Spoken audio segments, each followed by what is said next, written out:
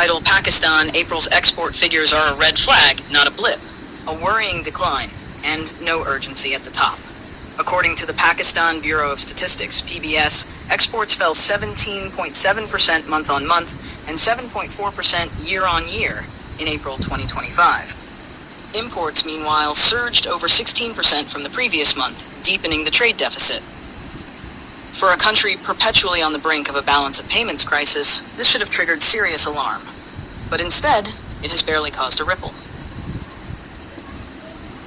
Fragile gains, built on shaky ground.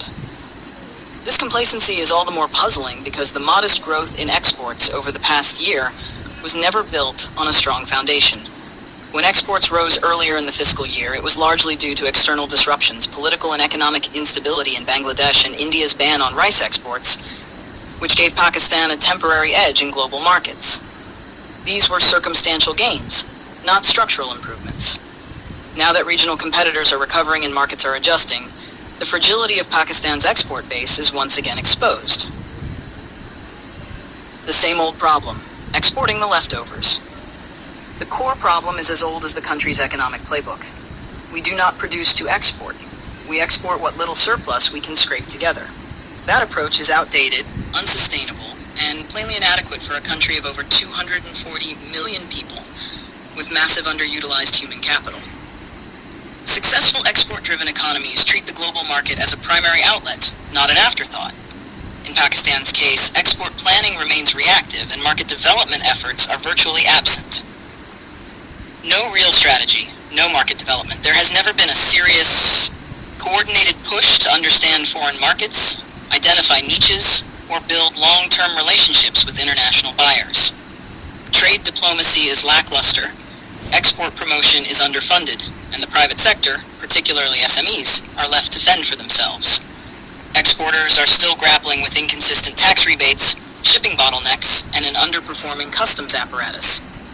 In such an environment, it's no surprise that our export performance swings wildly based on external conditions rather than internal strategy. A stagnant export basket. Even the composition of our export basket speaks to the lack of vision. The top 10 export categories remain stuck in low value-added textiles and basic agriculture. Knitwear, garments, cotton cloth, rice, and towels. There has been little effort to climb the value chain or diversify into high-margin, technology-driven sectors. Countries like Vietnam and Bangladesh have steadily moved up to electronics, footwear, and high-end garments.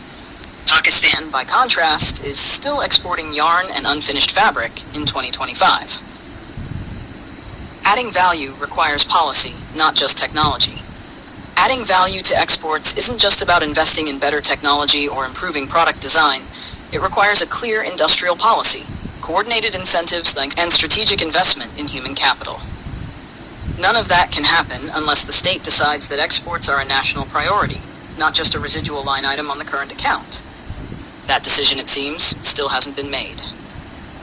The remittance illusion. What has been prioritized instead, yet again, are remittances. Every time the trade deficit widens, the central bank and finance ministry turn to overseas Pakistanis to plug the hole. This dependency on remittances is both risky and regressive. It masks the real weakness of the economy and delays much-needed structural reforms. More importantly, it creates a false sense of stability that quickly evaporates the moment inflows slow down. A country of 240 million, with $30 billion exports?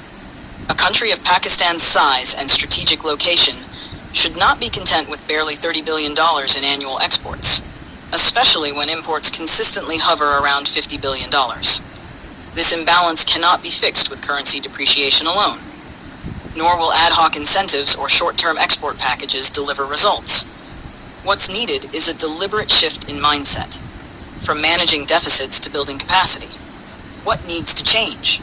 That means setting concrete export targets, allocating institutional bandwidth to trade facilitation, and making market access a central component of foreign policy.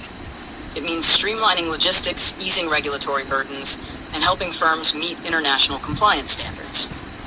Above all, it means treating exporters as frontline contributors to national security and economic resilience, not as peripheral players to be tolerated during boom cycles and ignored during downturns. A final warning. If the leadership does not understand this, then it must be reminded. No country has achieved sustainable economic growth without a strong and consistent export base. The numbers from April are not just data points, they are warnings, and ignoring them is a luxury Pakistan cannot afford. Ask anything you want, don't hesitate.